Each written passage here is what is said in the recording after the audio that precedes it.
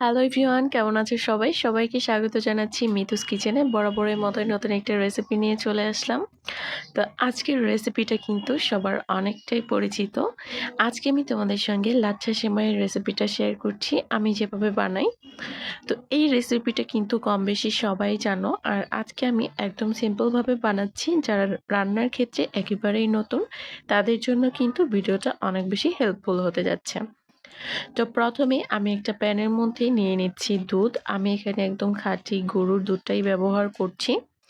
তো এর মধ্যে দিয়ে দিলাম আমি হাফ চা চামচের থেকেও কম, মানে 1/4 চা চামচের মতো এলাচ গুঁড়া।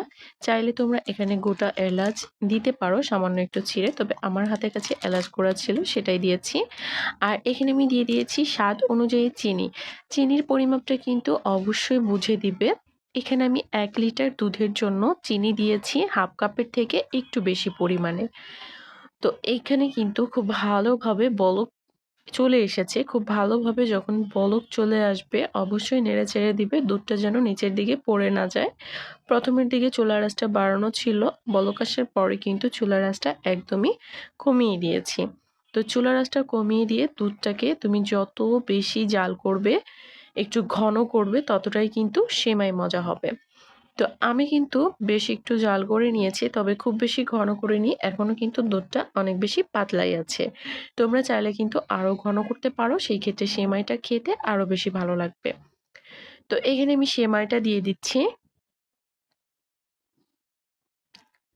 1 লিটার দুধের জন্য আমি এখানে 250 গ্রামের মতো লাচ্ছা সেমাই দিয়ে দিলাম। প্রথমে কিন্তু এরকমই দিতে হবে, মানে বুঝতে হবে যে দুধের পরিমাণটাই বেশি আছে, এভাবেই কিন্তু রাখতে হবে। পরবর্তীতে দেখবে সেমাইটা যখন ফুলে উঠবে তখন কিন্তু এটা একদমই গাঢ় আর থনথনে একটা ভাব কিন্তু চলে আসবে। তো দেখো এইভাবে আমি এটাকে একটু সময় ফুটিয়ে নিয়েছি। সেমাইটা কিন্তু এখন বেশ অনেকটা নরম হয়ে গেছে। তো এখনই কিন্তু সেমাইটাকে নামিয়ে ফেলবো। এটাকে জাল করার কোনো প্রয়োজন নেই। সেমাই দেওয়ার কিছুক্ষণের মধ্যেই কিন্তু এটাকে নামিয়ে ফেলতে হবে, জাল করার কোনো প্রয়োজন নেই। তো দেখো সেমাইটা আমি নামিয়ে নিচ্ছি। চাইলে তোমরা আরো পাতলা থাকা অবস্থায়ও কিন্তু নামিয়ে নিতে পারো, যদি একটু পাতলা পাতলা খেতে পছন্দ করো। তো আমার কিন্তু ঘন সেমাইটাই খেতে বেশি ভালো লাগে, যার কারণে আমি সামান্য একটু জাল করে তারপরে সেমাইটা নামিয়েছি।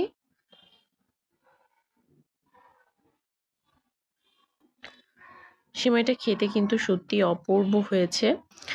আর এই লাচ্ছা সেমাইটা আমার অনেক বেশি পছন্দের। তোমাদের কেমন লাগলো ভিডিওটা অবশ্যই কমেন্ট করে জানাবে। আজকে খুবই সিম্পল একটা রেসিপি তোমাদের সঙ্গে শেয়ার করলাম, তবে যারা রান্নার ক্ষেত্রে একেবারেই নতুন তাদের কিন্তু এটা কাজে আসবে।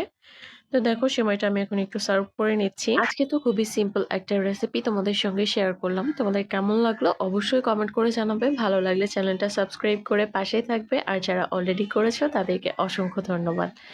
তো দেখো ভিডিওটা আজকে আমি এখানে শেষ করে দিচ্ছি। সবাই ভালো থাকবে। দেখা হচ্ছে নতুন কোনো ভিডিওতে।